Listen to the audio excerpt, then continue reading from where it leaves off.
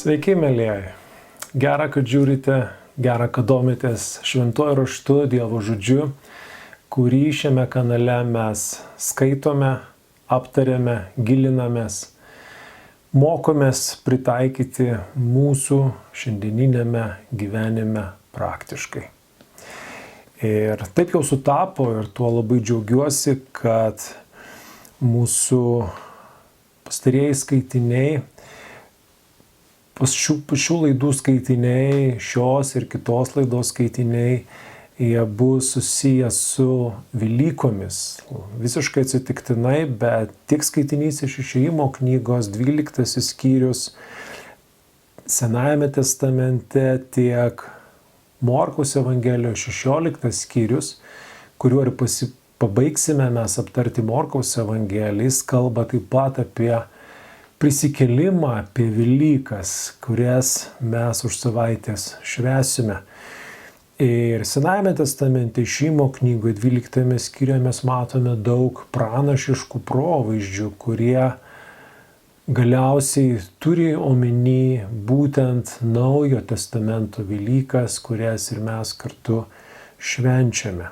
Todėl skaitykime, žiūrėkime, aiškinkimės, gilinkimės ir te Dievas mums padeda suprasti tai, kas čia užrašyta. Priminsiu, kad Izraelis yra 430 metų pavergtas egiptiečių, jie yra vergai, jie kenčia, jie patiria neteisybę, smurtą, išnaudojimą ir panašiai. Ir Dievas pažvelgė jų raudas, pažvelgė jų skausmą ir nusprendė juos išvaduoti iš tos vergystės. Ir mes matome, kad Dievui tenka padaryti nemažai ženklų, nemažai stebuklų, nemenkai bausti Egiptą tam, kad šis praregėtų, tam, kad šis nusižemintų, tam, kad šis išleistų Izraelį tarnauti savajam Dievui į dykumą. Ir čia mes matome, kad Dievas jau yra paskelbęs, jog laukia paskutinioji bausmė 10. Ir sako, po šios faraonas, Egipto faraonas jūs vyte išvarys iš šitos šalies. Skaitykime, kas užrašyta 12 skyriuje. Viešpats kalbėjo Mozei ir Aronui Egipto šalyje. Šitas mėnuo tebūna jums pirmasis metų mėnuo. Reiškia, laikas, kuriuo įvyks šie įvykiai, yra ypatingas, nes būtent nuo šio mėnesio, nuo šių įvykių Viešpats pamoko, paliepė izraelitams imti skaičiuoti mėnesius, skaičiuoti metus. Sako, tai bus pirmasis metų mėnuo. Pasakykite visiems izraelitams, kad šito mėnesio 10 dieną jie paimtų po avinėlį savo tėvų namams, po vieną avinėlį kiekvienai šeimai. Čia mes matome, kad Dievas duos instrukciją savo tautai, savo žmonėms, kaip jiems reikėtų išvengti. Ką jiems reikia padaryti, kad jie išvengtų tos bausmės, kurią tuoj patirs visas Egiptas. Ogi pirmagimių išnaikinimo bausmė. Tiek tarp žmonių, tiek tarp gyvulių. Kas mes, kaip pamatysime, atneš didžiulį skausmą. Garsias aimanas ir verksmą į visą Egiptą. Taigi Dievas sako, kiekviena šeima te paima po avinėlį. O jei šeima yra per maža avinėlį suvalgyti, te paima kartu su savo artimiausiu kaimynu, kad susidarytų tiek asmenų, kiek gali suvalgyti avinėlį. Avinėlis privalo būti be trūkumų, metinis patinėlis. Paimsite jį iš avių ar ožkų. Taigi Dievas nurodo paimti jauną avinėlį metų laiko be trūkumo. Ir jau čia mes matome aliuziją į Jėzų Kristų kaip avinėlį. Naujasis testamentas Jėzų vadina avinėliu. Jonas Krikštytojas sako, štai Dievo avinėlis, kuris naikina pasaulio nuodėmę. Jėzus vadinamas avinėliu. Jis be dėmės, jis be nuodėmės, jis be kliaudos, jis be trūkumo. Ir štai čia jau prieš keletą tūkstančių metų mes matome, Dievas kalba pranašiškai apie savo sūnų, apie tą vienintelę tikrą priimtiną auką, jo sūnaus auką, kurie pirks visą žmoniją iš jų nuodėmės, išgelbės nuo mirties. Taigi avinėlis turi būti be trūkumo. Laikykite jį iki šio mėnesio 14 dienos. Kiekviena Izraelio tautos šeima turi jį papjauti tos dienos vakare. Taigi avinėlis turi būti paskerstas, turi būti išlietas to avinėlio kraujas. Ką mes matysime nutinkant būtent Jėzui Kristui?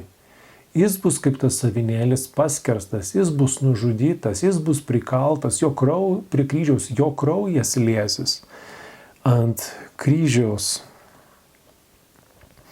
Jo krauju patepkite abi durų staktas ir skersinį tų namų, kuriuose valgysite avinėlį. Taigi mes matome, Dievas sako, tą avinėlį be trūkumo paskerskite. Jį valgysite, bet ne tik tai, jo krauju patepkite savo namų durų staktas ir skersinį. Paženklinkite, kitaip tariant, savo namų duris, įėjimą į savo namus. Ta naktį valgykite mėsą keptą ant ugnies su nerauginta duona ir karčiomis žolėmis. Jūs neturite jos valgyti žalios ar išvirtos vandenyje, tik keptą ugnyje, taip pat galvą, kojas ir vidurius. Nieko iš jo nepalikite iki ryto, o kas paliks iki ryto, tą sudeginkite. Taip ir Jėzus nebuvo paliktas ant kryžiaus iki ryto, jis mirė anksčiau negu kiti du nukryžiuotieji su juo, žmonės, plėšikai. Jėzus buvo nuimtas nuo kryžiaus anksčiau nei atėjo vakaras, o tuo labiau kitos dienos rytas. Valgykite jį paskubomis, susijuosę strėnas apsiavę, laikydami lazdą rankoje. Tai yra Pascha, viešpaties perėjimas.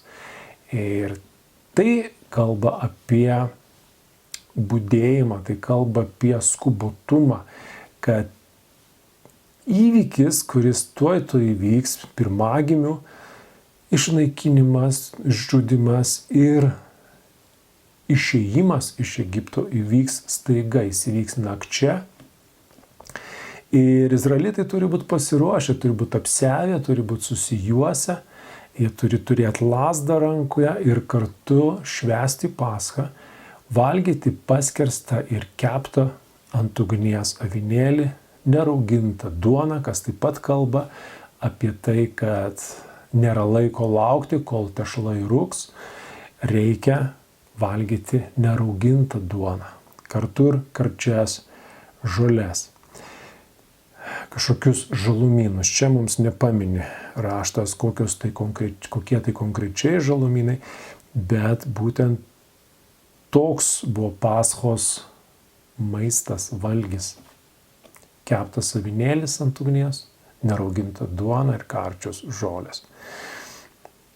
Ir visa tai turi savo atitikmenis, visa tai yra provaizdžiai tam tikrų tiesų.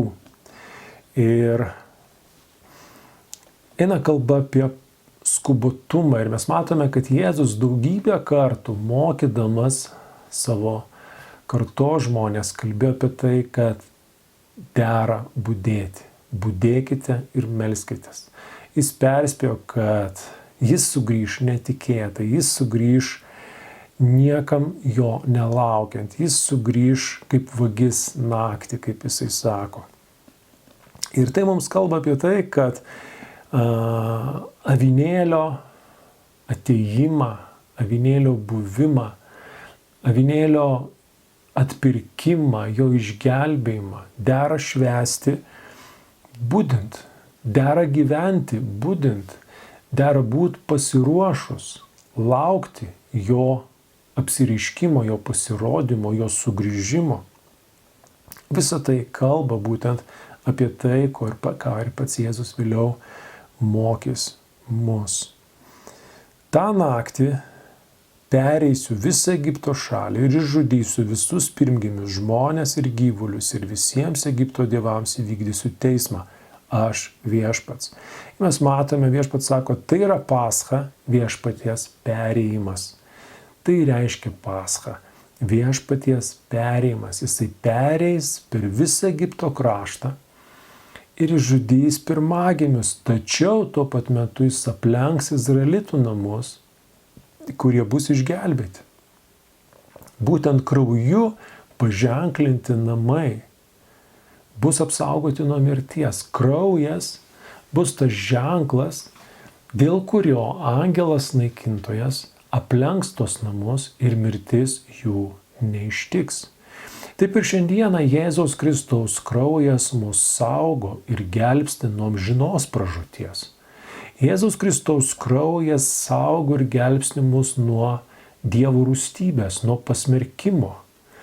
Jėzaus Kristaus kraujas liudija apie tai, kad mūsų nuodėmės yra nuplautos jo krauju, kad pasmerkimas yra patrauktas ir šiandieną mes galime dėl to susilaukti Dievo gailestingumo, malonės, o kartu ir išgelbėjimo amžinajam gyvenimui.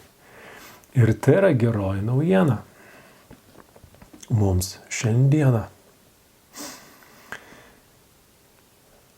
O kraujas ant namų bus ženklas, kur jūs gyvenate. Pamatęs kraują, aplenksiu jūs, kad Egipto šalies bausmė nepaliestų jūsų. Ir mes girdime, kaip Jėzus moko apie savo sugrįžimą, jis moko apie paskutinį teismą, jis moko, kaip bus atskirti avys ir ožiai. Paskutinio teismo metu, kad vieni susilauks griežto pasmerkimo, kitigi Dievo gailestingumo.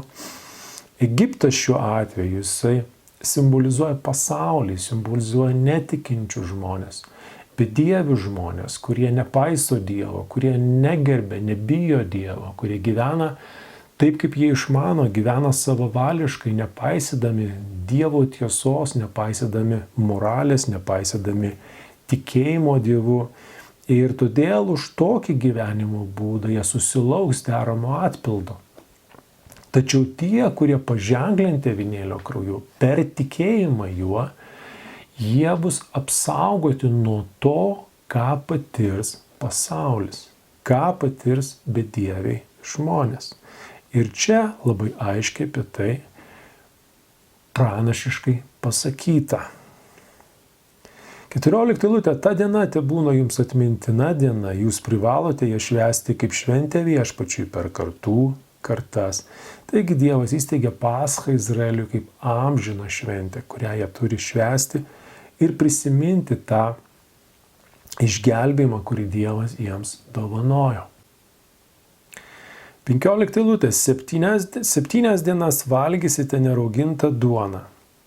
Jau pirmąją dieną pašalinkite raugą iš savo namų, nes kiekvienas, kuris valgys raugintą maistą, nuo 1 iki 7 dienos bus išnaikintas iš Izraelio.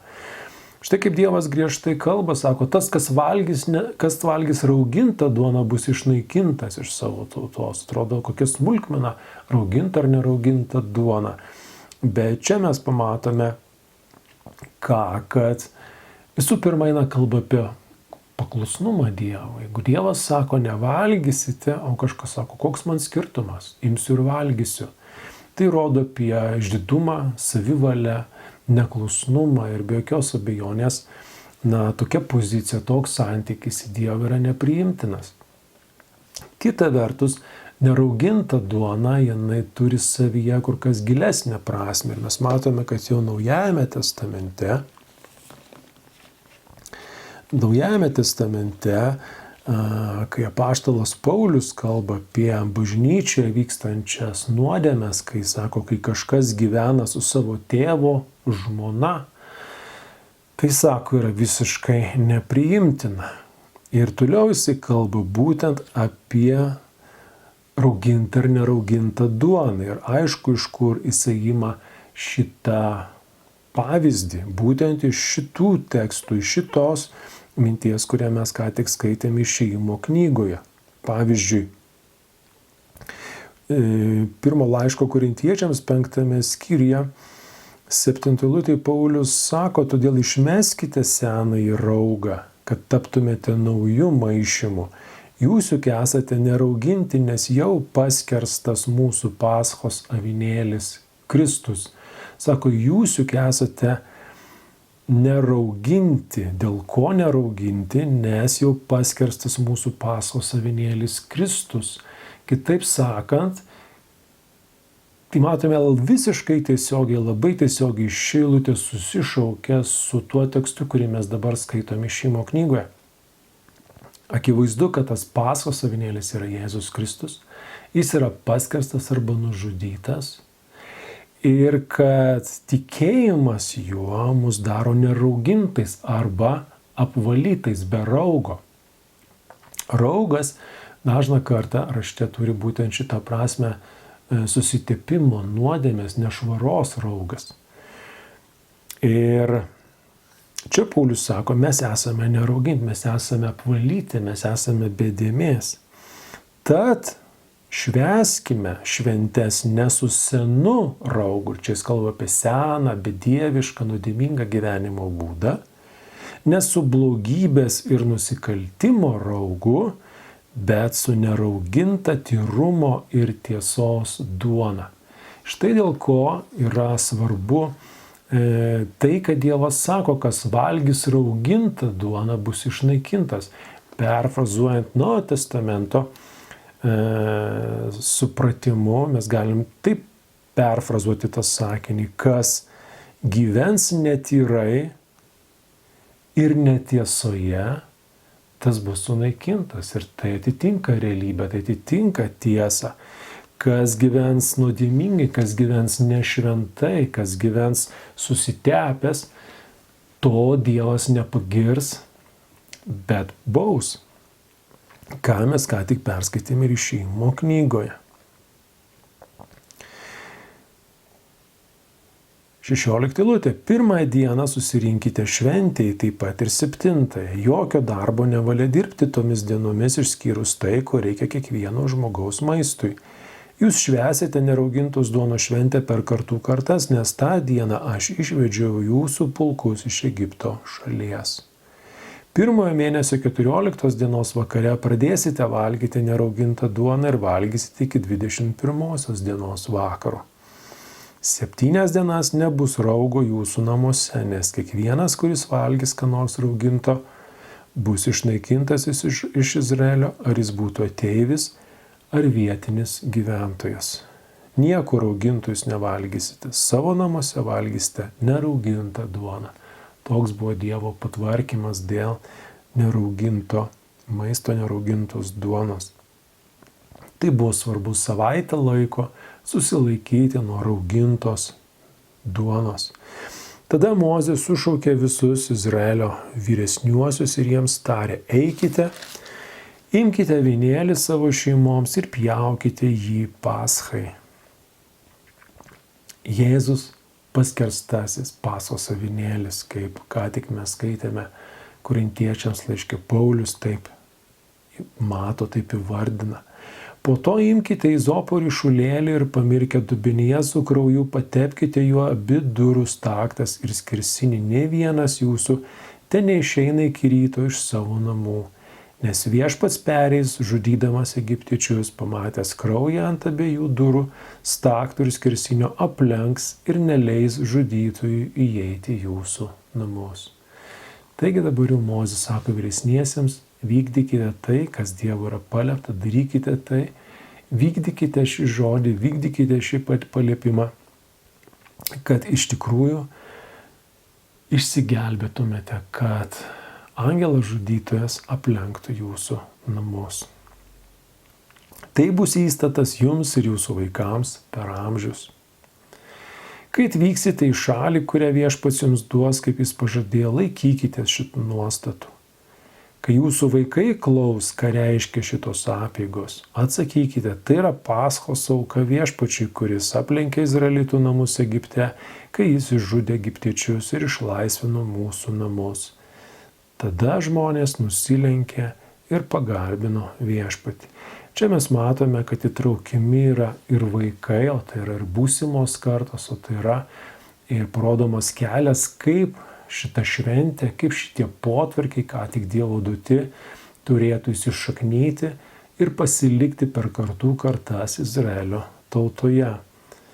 Taigi vaikai sako, klaus matydami šituos jūsų papročius, šitas jūsų apeigas, ką tai reiškia, dėl ko visą tai. Ir tada sako, jūs paaiškinkite. Ir čia mes matome, kaip mūsų tėvų atsakomybė yra vaikams aiškinti Dievo potvarkius, Dievo tiesas, Dievo nurodymus, Dievo žodį, aiškinti, mokyti, ką visą tai reiškia ir kokia viso to prasmė. 28 eilutė Izraelitai ėjo ir padarė, kaip viešpats įsakė Mozei ir Aaronui. Vidurnaktį viešpats išžudė visus pirmgimius Egipto šalyje, pradedant faraoną, kuris sėdėjo soste pirmgimių, baigiant pirmgimių kalinio, sėdinčio kalėjime, ir visus gyvulių pirmgimius. Naktį atsikėlė faraonas, jo tarnai ir visi egiptiečiai, ir kilo didelis verksmas Egipte, nes nebuvo namų, kuriuose nebūtų mirusio.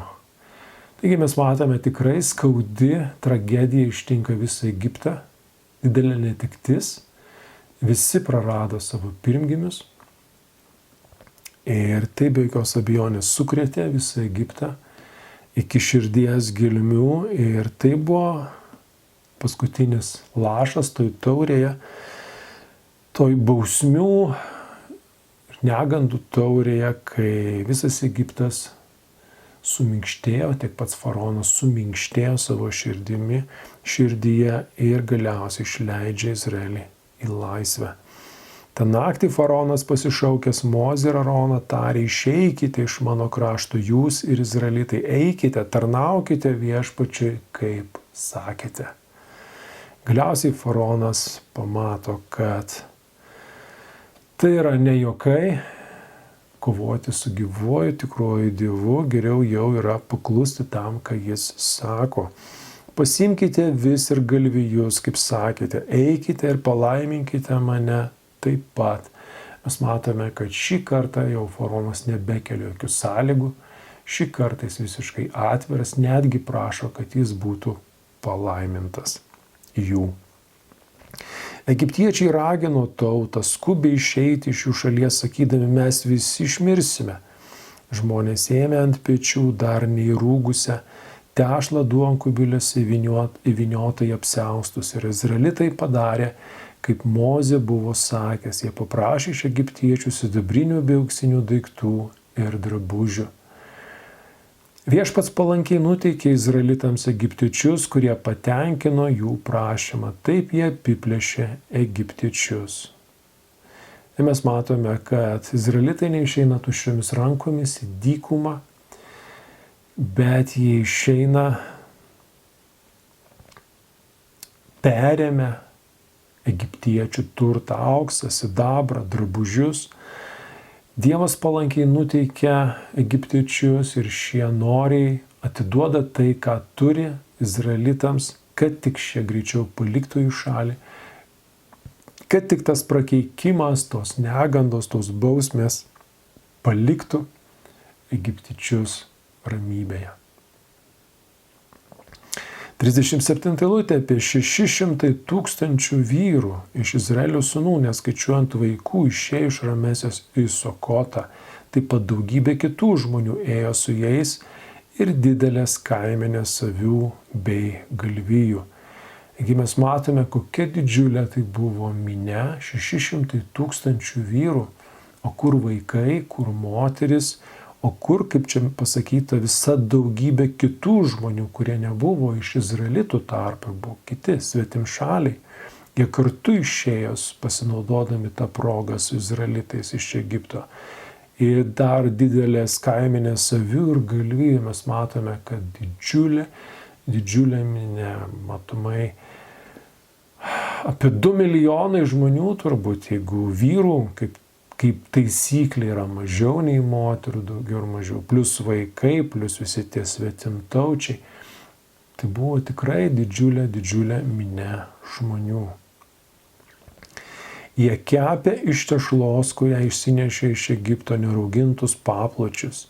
Ji dar nebuvo įrūgusi, nes jie buvo skubiai išvaryti iš Egipto ir nespėjo pasigaminti maisto kelioniai.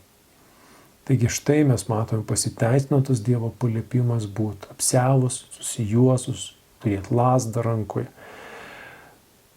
švęsti Paschą tą naktį ir galiausiai skubiai išeiti iš Egipto. Kaip svarbu būti pasiruošus, kaip svarbu būti susijuosus trėnas. Ir šį paraginimą mes daug kartų girdime tiek paties Jėzaus pamokymuose, tiek apaštalų pamokymuose.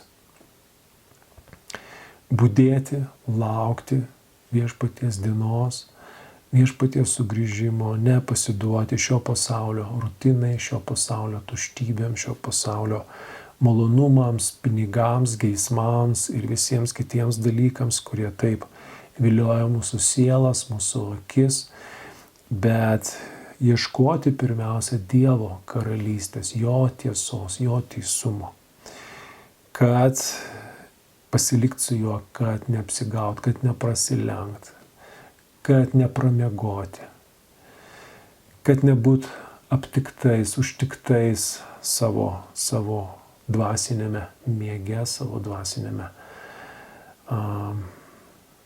abejingume, drungnume.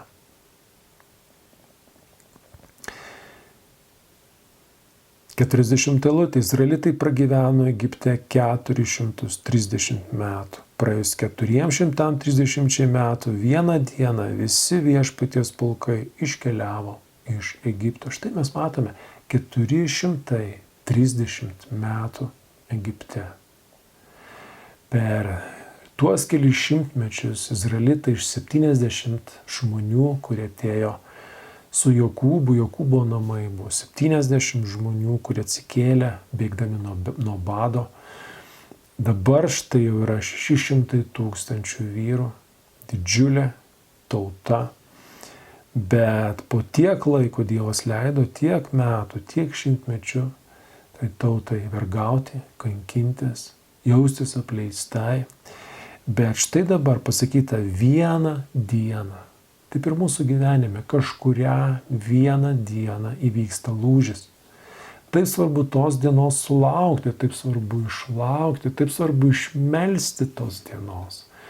Taip svarbu ateiti ne pasilpus, nemurmant, nekaltinant Dievo ar kitų ar savęs, bet nuolankiai, kantriai, maldingai laukiant išvadavimo iš vienų ar kitų gniaužtų, iš vienų ar kitų pavojų, iš vienų ar kitų nelaimių, suspaudimų, tragedijų.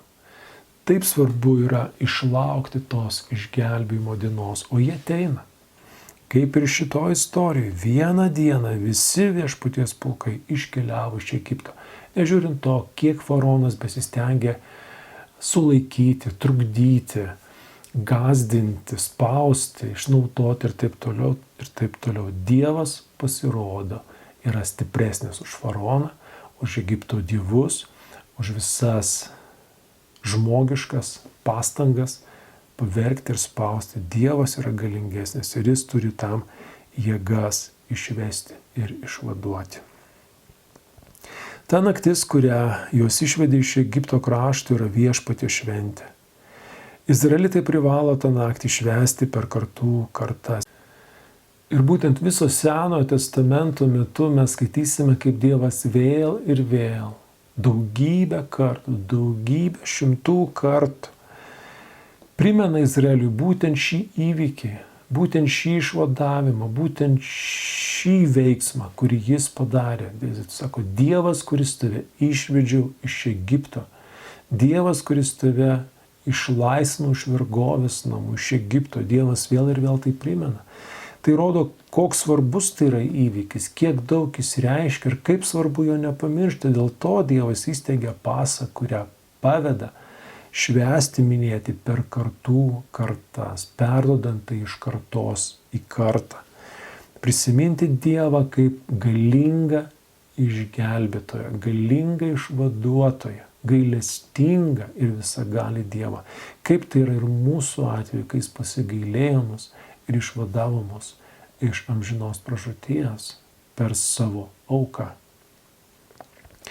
Ir todėl šiandieną mes taip pat esame paties Jėzaus Kristaus kviečiami kitam papročiui, kitai tradicijai, ne avinėlio kepimui ant ugnies, bet duonos laužymui ir vyno gėrimui. Sako, tai darykite mano atminimui, kol aš sugrįšiu, kol viešpats sugrįš.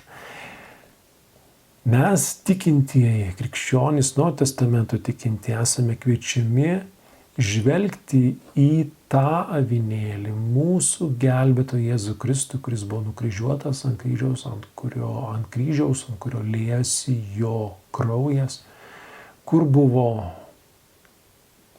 smurtaujama prieš jo kūną, kūnas pervertas vinimis, daužytas ir muštas tam, kad mums būtų atleista. Ir Jėzus šiandieną moko mus laužyti duoną, sako, tai yra mano kūnas ir tai yra mano kraujas, gerti vynuogių vaisių sultis arba vyną. Ir skaitant toliau mes pamatome dar vieną įdomią mintį. 43 eilutė viešpats kalbėjo Mozei ir Aronui, šitas yra Paschos įstatymas, jokiam svetimšaliui nevalia Paschos valgyti, tačiau pirktas vergas turi teisę ją valgyti tada, kai jį apipjaustai. Svetimšalių ir samdinių negalima jos valgyti. Ji turi būti valgoma namuose, nevalia mėsos išnešti iš namų ir neleidžiama sulaužyti jokio kaulo. Mes matome, kad Dievas uždraudžia dalyvauti šitoj Paschos šventėj, valgyti Paschos avinėlį svetimšaliams ir samdiniams. Nebent jie sutiks būti apipjaustytais, su sąlyga, apipjaustymo sąlyga. Ir įdomu, kad būtent Naujojo Testamento metu ta pati mintis yra persakoma apaštalo Pauliaus, vėlgi apaštalo Pauliaus ir vėlgi korintiečiams laiške, kai jis kalba apie duonos laužymą, jis kalba tokią mintį 11 skyriui 1 laiško korintiečiams 27 eilutėje. Todėl, kas nevertai valgo tos duonos ir geria iš viešpaties taurės, tas bus kaltas prieš viešpaties kūną ir kraują. Kas nevertai valgo tos duonos ir geria iš viešpaties taurės, bus kaltas prieš viešpaties kūną ir kraują. Ką reiškia nevertai? Tai reiškia, pirmas dalykas, nesantis sandoras su viešpačiu, netikintis viešpačiu, neapiplautas jo krauju, o jei yra apiplautas, tai neišskiriantis to, lengvabūdiškai dalyvaujantis viešpaties vakarienėje, nesuprasdamas, ką jis daro, neįsigilindamas, nesuteikdamas tam deramos pagarbos ir prasmės, tas sako tai yra nevertas dalyvavimas duonos laužyme ir dėl to, sako, tokiu būdu tampa kaltas prieš viešpaties kūną ir kraują. Taigi čia mes matome tą pačią mintį, tik tai pasakyta kitais žodžiais. Svetimšaliai, samdiniai, kurie neturi dalies Izraelio tautoje. Jie negali dalyvauti, neturi dalies toje šventėje. Nebent jie sutiks būti apipjaustytais, kas rodo, apipjaustymas buvo sandoros ženklas su Dievu. Praliejamas kraujas, žmogus pasišvenčia, jis paaukoja save, jis patiria skausmą vardan santykio su Dievu, vardan ryšio su Dievu, vardan sandoros su juo. Ir tokiu būdu, to kraujo praliejimu, jis geba įeiti tą sandorą, o kartu ir turi teisę dalyvauti toje Paschos šventėje. Dar viena mintis sako, kad neleidžiama sulaužyti jokio kaulo to avinėlio. Ir čia mes matom irgi, kad Jėzaus Kristaus atveju jam, būnant kryžiuojamu, ir po to nebuvo sulaužytas ne vienas jo kaulas. Ir tą evangelistai pabrėžia primiktinai, kad išsipildo šitos paralelės, kurias čia mes skaitome. Visa Izraelio tauta privalo ją švęsti, tai yra Paschos šventė. Jei ateivis apsistotų pas tave ir norėtų švęsti Paschą, tai visi jo vyrai privalo būti apipjaustyti. Tuo atveju leidžiama jam švęsti Paschą, jis bus tarsi vietinis šalies gyventojas. Tai vienintelė sąlyga apipjaustimas, kuris padaro žmogų vertą švęsti Paschą, tapti dalimi, sako, jis bus kaip vietinis šalies, tarsi vietinis šalies gyventojas. Jis bus priskaitytas prie izraelitų, jis turės dalį šioje dalyje, šiame palaiminime. Bet niekam neapipjaustytam neleistina jos valgyti. Tas pats įstatymas galioja ir pas jūs gimusiam ir ateiviui apsigyvenusiam tarp jūsų. Izraelitai darė, kaip viešpats įsakė Mozei ir Aaronui. Ta diena viešpats išvedė izraelitų pulkus iš Egipto šalies.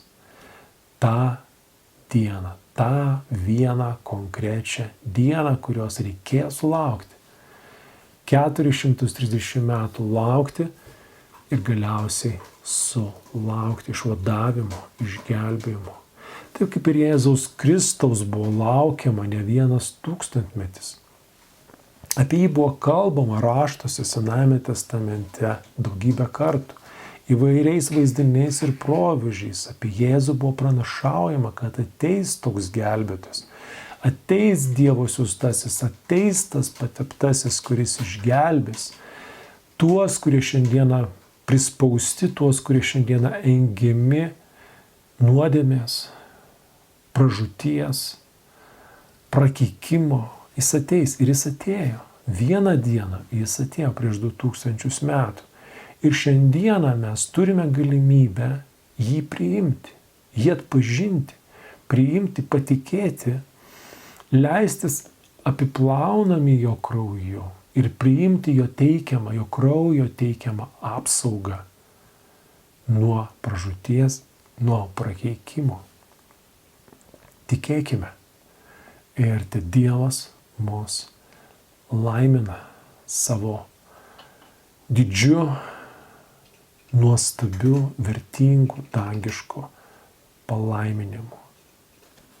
Ačiū, kad buvote kartu, kad klausėtės, kad kartu skaitėme šį tekstą, kuris taip nuostabiai kalba apie ir ruošia mus Velykų šventei.